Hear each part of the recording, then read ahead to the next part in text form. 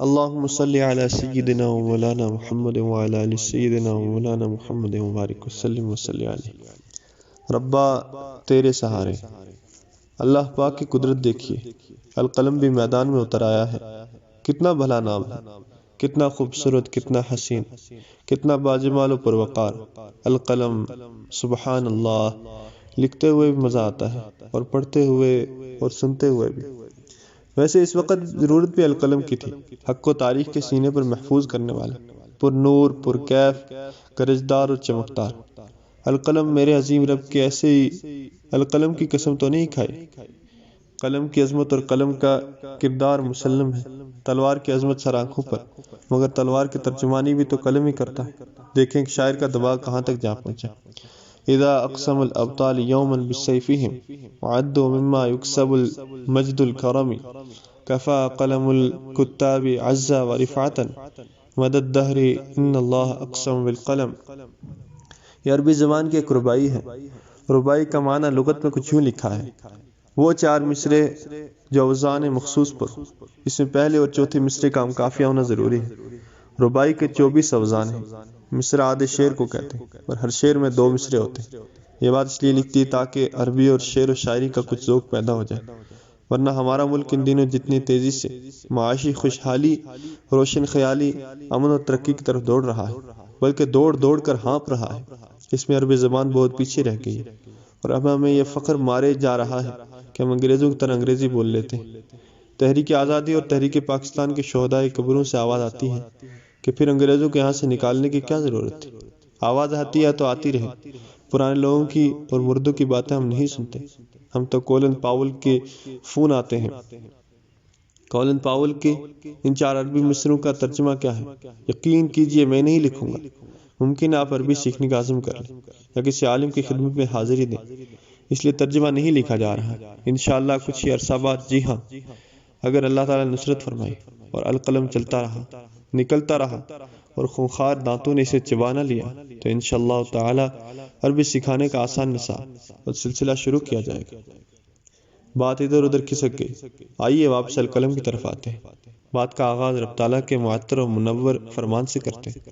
قرآن پاک کے 29ویں پارے کی دوسری سورہ کا نام سورہ القلم۔ ویسے قرآن پاک کی کل صورتیں 114 ہیں اور ان میں سے سورہ القلم 68ویں نمبر پر ہے۔ القلم کا لفظ قرآن پاک میں 2 مقامات پر آیا ہے، ایک تو یہی یعنی سورہ القلم آیت نمبر 1 اور دوسرا سورہ علق آیت نمبر 4۔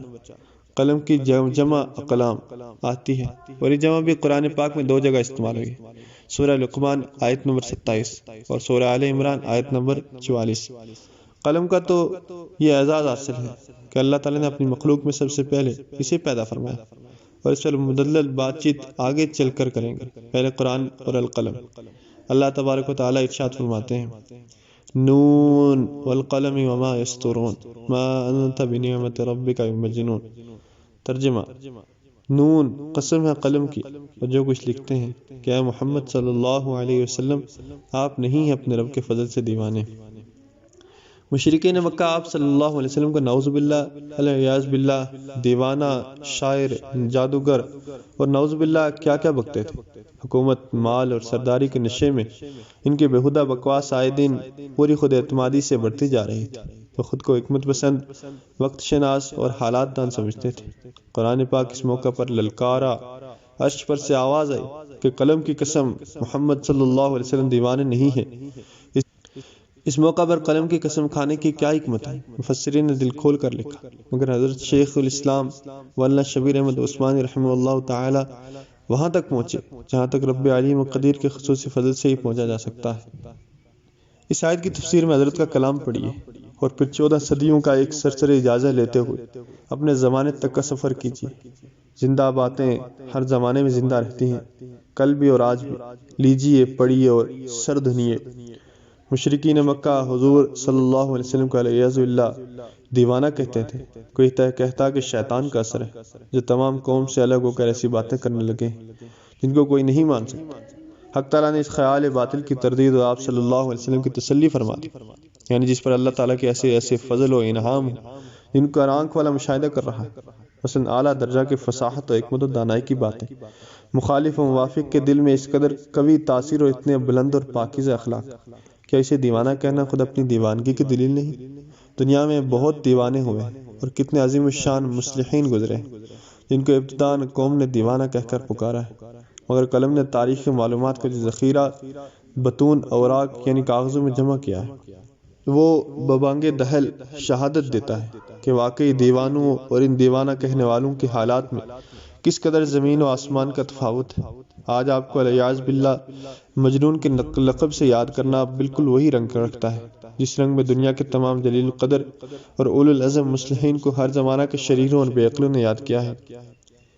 لیکن جس طرح تاریخ نے ان مصلحین کے اعلیٰ کارناموں پر بقا و دوام کی مہر ثبت کی اور ان مجنون کہنے والوں کا نام و نشان باقی نہ چھوڑا، قریب ہے کہ قلم اور اس کے ذریعے سے لکھی ہوئی تحریریں آپ کے ذکر خیر اور آپ کے بے مثال کارناموں اور علوم و معارف کو ہمیشہ کے لیے روشن رکھیں گی، اور آپ کو دیوانہ بتلانے والوں کا وجود صفحہ ہستی سے حرف غلط کی طرح مٹ کر رہے گا۔ ایک وقت آئے گا جب ساری دنیا آپ کی حکمت و دانائی کی داد دے گی اور آپ کے کامل ترین انسان ہونے کو بطور ایک اجتماعی عقیدہ کے تسلیم کرے گی۔ بھلا خداوند قدوس جس کی فضیلت و برتری کو ازل الاعزال میں اپنے قلم نور سے لوح محفوظ کی تختی پر نقش کر چکا، کس کی طاقت ہے کہ محض مجنون و مفتون کی پھپتیاں کس کر اس کے ایک شوشہ کو مٹا سکے؟ جو ایسا خیال رکھتا ہے پہلے درجے کا مجنون یا جاہل ہے۔ تفسیر عثمانی۔ آج پھر وقت کے فرعون، زمانے کے نمرود، عصر حاضر کے ابو جہل و ابو لہب اور دور حاضر کے عبداللہ بن ابی منافق حضرت محمد صلی اللہ علیہ وسلم کے دین پر، آپ کے پاکیزہ نظریات پر، آپ کی اعلیٰ تعلیمات پر نہ سمجھی بنیاد پرستی، رجت پسندی اور بے حکمتی کی پھپتیاں کس رہے ہیں، مگر ان باتوں سے کچھ نہیں ہوگا۔ یہ خود بھی مر جائیں گے اور ان کے نظریات بھی، ان کے عہدے بھی عارضی ہیں، ان کے عہدوں کے زور پر دیے جانے والے بیانات بھی۔ انشاءاللہ القلم اپنا فیصلہ سنائے گا اور عہد حاضر کے فرعونوں کو گمنامی کی لکیر میں دفن کر دے گا، جبکہ محمد صلی اللہ علیہ وسلم کا دین اور اس دین کی ایک ایک بات کل بھی زندہ تھی، آج بھی زندہ ہے، اور قلم ان کے نقوش کو انمٹ بناتا رہے گا۔ یہ تو ہوا پہلی آیت کا مختصر تذکرہ۔ اب آئیے دوسری آیت کی طرف۔ اللہ رب العزت ارشاد فرماتے ہیں، اقرأ وربک الاکرم الذی علم بالقلم۔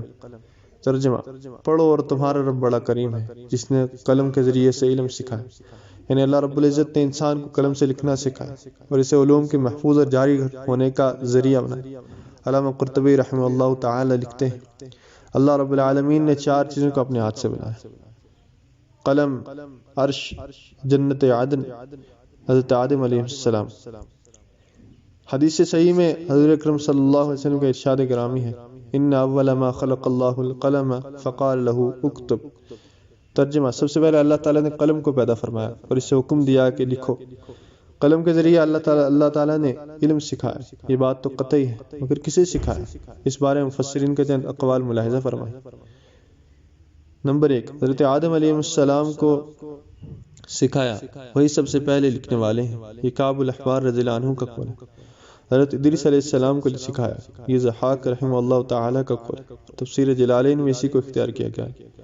وَأَوَّلَ مَنْ خَطَّ بِهِ، ادریس علیہ السلام۔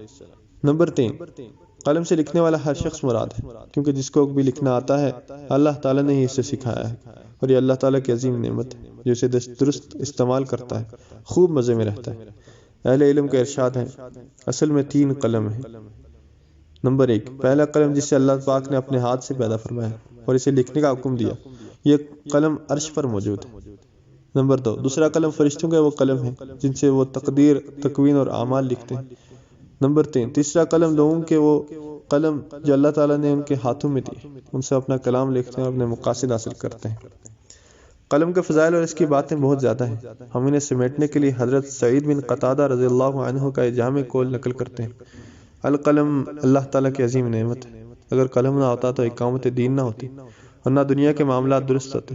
قلم کے کمالات کو سمجھنے کے لیے اتنا کافی ہے کہ اللہ تعالیٰ نے اپنے بندوں کو اس کے ذریعہ سے وہ سب کچھ سکھایا جو وہ نہیں جانتے تھے، اور اسی قلم کے ذریعے اللہ تعالیٰ نے اپنے بندوں کو جہالت کے اندھیروں سے علم کے نور کی طرف منتقل فرمایا اور علم الکتابہ، لکھنے کے علم کی فضیلت سے آگاہ فرمایا، کیونکہ اس میں ایسے عظیم فوائد ہیں جنہیں مکمل طور پر صرف اللہ تعالیٰ ہی جانتا ہے۔ قلم کے ذریعے علوم کو مدون کیا گیا، حکمت کو محفوظ کیا گیا، پرانے لوگوں کے احوال و اقوال کو یاد رکھا گیا، اور اللہ تعالیٰ کی نازل کردہ کتابوں کا لکھا گیا۔ اگر قلم نہ ہوتا دین و دنیا کے معاملات کو نہ سنوارا جا سکتا۔ قصہ مختصر کہ ہمارے ان بھائیوں نے اپنے ہفتہ شمارے کا نام القلم کیوں رکھا ہے اور کتنی برکتیں اپنے دامن میں سمیٹ لی۔ دل چاہتا ہے کہ ان کو یہ مبارک نام تجویز کرنے پر خوب داد دی جائے، مگر ان کی نیت اور حالات بتا رہے ہیں کہ انہیں داد کی نہیں دعا کی ضرورت ہے۔ پھر کیا دیر ہے، آئیے سب بھائی اور بہنیں اپنے زخمی دلوں، ٹھنڈے ہاتھوں اور گرم آنسوؤں کے ساتھ اپنا دامن پھیلاتے ہیں اور القلم کے رب سے القلم کے لیے قبولیت، مقبولیت، حفاظت اور خدمت دین کی مسلسل توفیق مانگ لیتے ہیں۔ یا اللہ کرم فرما، فضل فرما، نصرت فرما۔ راکھ بہت ہے مگر چنگاریاں بجھی نہیں، دیواریں اونچی ہیں مگر نالے تھمے نہیں، سلاخیں موٹی ہیں مگر پیچھے کوئی نہیں ہے، منزل گم ہے مگر دور نہیں، رات مستی میں ہے مگر دن مرا نہیں، رسے تنے ہوئے ہیں مگر ہیں تو مکڑی کے جالے، طوفان موزور ہے مگر سائل پکار رہا ہے۔ اے میرے رب، یہ سب کچھ بتانے کے لیے، یہ سب کچھ سجانے کے لیے، تیری آیتیں رو رو کر سنانے کے لیے القلم صرف تیرے سہارے، صرف تیرے سہارے میدان میں اترایا ہے۔ یا رب المدد المدد، یا رب المدد، بس تیری محبت، تیرا سہارا اے میرے پیارے رب۔ بسم اللہ مجریہا، بسم اللہ مجریہا ومرساہا، ان ربی لغفور الرحیم، فاللہ خیر حافظ وہو ارحم الراحمین، آمین یا رب العالمین یا ارحم الراحمین۔ لا الہ الا اللہ، لا الہ الا اللہ، لا الہ الا اللہ محمد رسول اللہ۔ اللہم صلی علی سیدنا محمد خاتم النبیین وعلی آلہ وصحبہ اجمعین۔ لا الہ الا اللہ محمد رسول اللہ۔